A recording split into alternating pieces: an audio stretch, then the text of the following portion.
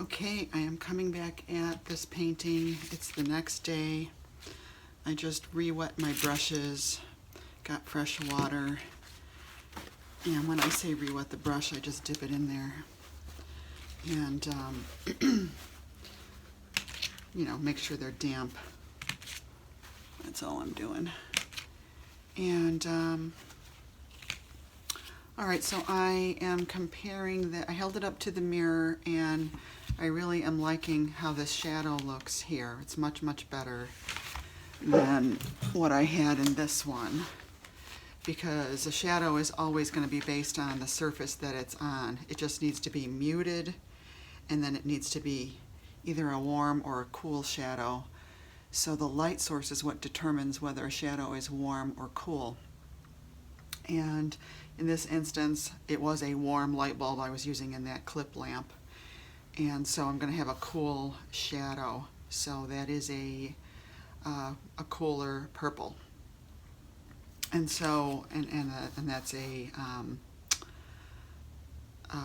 cooler shadow on the avocado color also. I guess I could make it even cooler, but I don't know. I think that's working. So I'm just going to continue developing the darks a little bit more. I think I could get this a little bit darker in here. I'm squinting at my painting. It looks pretty good. There is some variation. I think I went too far out with the shadow, so I am going to probably paint when I paint this background in again, a second layer. I need to do a second layer anyway because there's I didn't cover the whole canvas thoroughly. There's little specks of canvas texture showing. So when I paint that pinkish color back in, that red violet, I'm going to come in a little further and make sure it's a soft edge. With shadows, you always want to be accurate about the edge of the shadow. That speaks a lot about the light source, and it needs to be a soft edge. And so I'm just going to continue developing this. I'm not too far off. I held it up to the mirror. My big value block-ins are pretty accurate, meaning my lights, my mediums, and my darks are pretty good. And now it's just a matter of honing in on subtle variations within each. So I'm going to start, I think, with developing the background just a little bit more, not much. I'm not going to belabor it. So I'm going to start with my big brush, and I think what I want to do is get a little bit more vibrancy in my background. Not too much, because it's going to take away from the subject, but in my study over here, I really love that red violet that I have going on. Maybe I'll leave this here. Leave it visible in here. Okay, so I'll get my violet plate back out. So yeah, I'm just going to mix up a little bit more. I think I need a little bit more ultramarine blue on my palette. So that's another thing. If you've walked away from your painting, you might need to put more fresh paints out.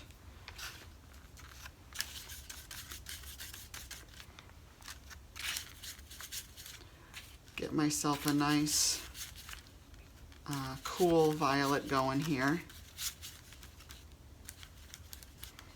Oh, not that cool. Actually, I guess I don't really want it to be cool. And I don't want it too dark either, so. And of course, I'm using my big brush. Want it a little cooler than that, but not too dark.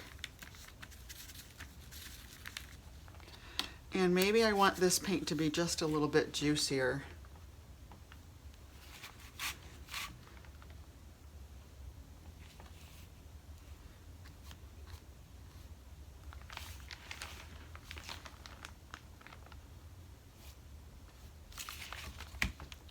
So I'm kind of using some directional strokes here, just for the heck of it.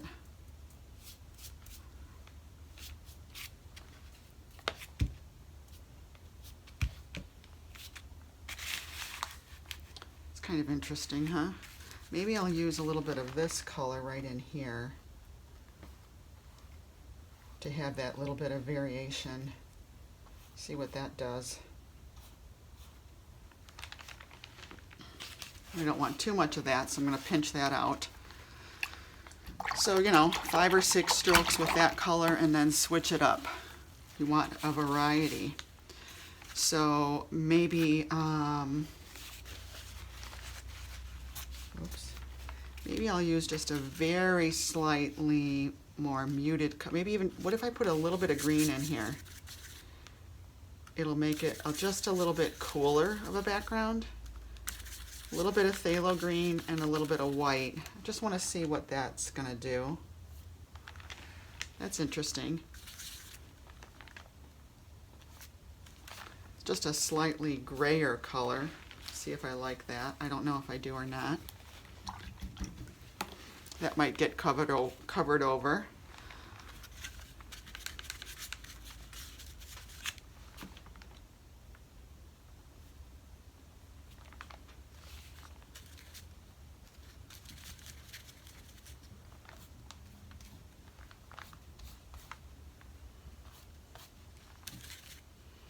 You know, this is where you can try things.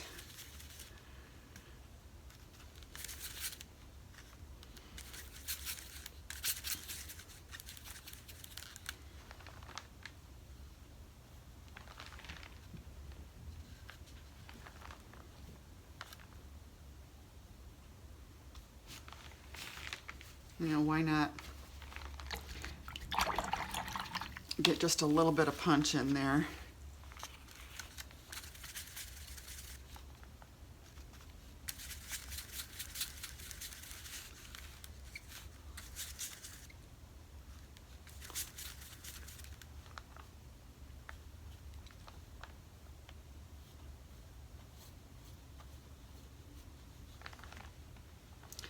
That's going to lead the eye back in.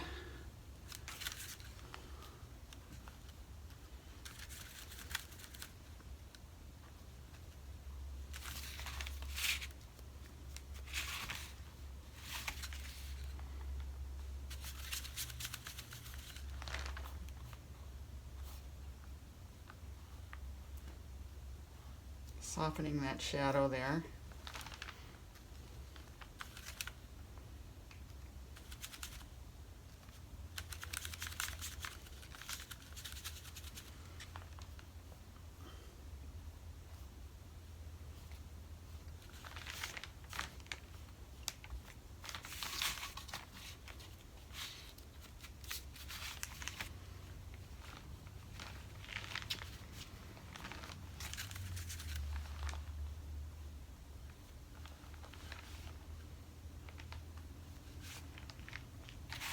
That's going to lead the eye right in. I like that.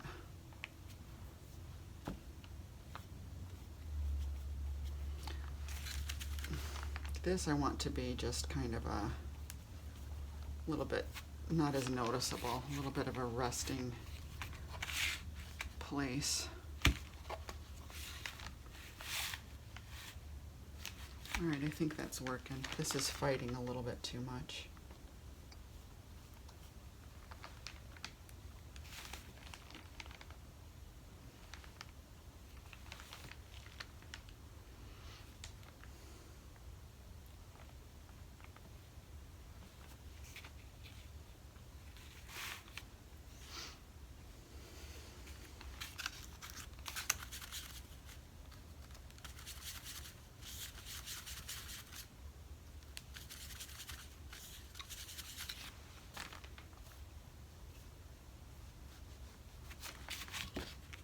Just simplifying this.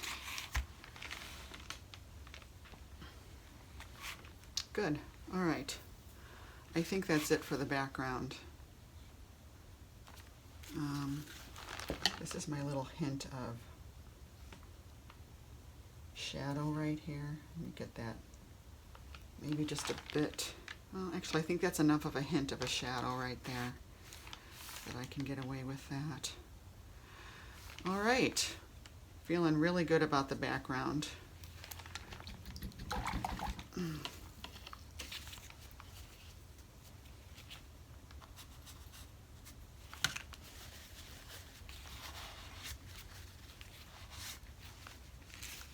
Accidentally got a nice softened edge there.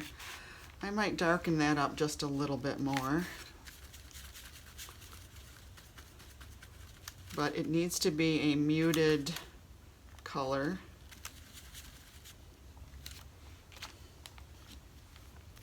And so this might take a little bit of mixing.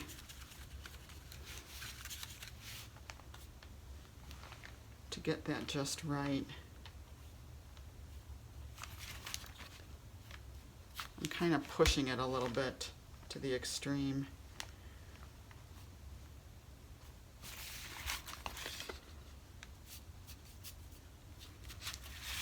And making it that purple.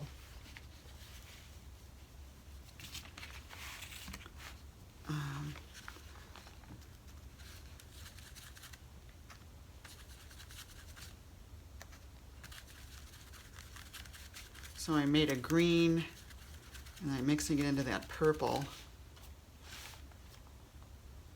Yeah, that is it.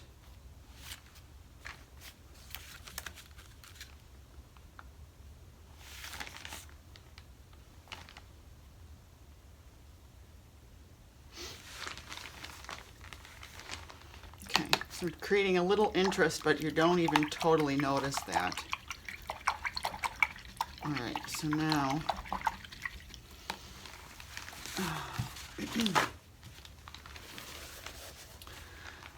that's it. I'm going to really try and refrain from touching the background anymore. All right, so, and I'm still using my big brush. It seems to still be working for me. But I do feel like when I get in here, I'm going to get a little bit, I'm going to switch to a smaller brush. But, all right, one thing I'm noticing, this is a little bit too much like almost like a toilet bowl shape or something. So I do need to get it more towards that one. Granted, I'm using some artistic license. I like the avocados where they have a really big round seed in the middle. This one had these were organic avocados from Aldi, and it was $5 for a bag of these, and they were tiny little seeds. These avocados were only this big, by the way. They were small. But so I'm kind of making them look more like Hass avocados, you know, that are slightly different. So I do need to kind of alter this shape, which I can do, you know, on my next layers. So with this being this full, I'm not going to use that plate right now. I'm going to switch back to this one, and I think I'm going to get myself some clean water, get my palette reloaded, and do my final steps on the avocado in the next video. All right, so I'll see you back on the next one.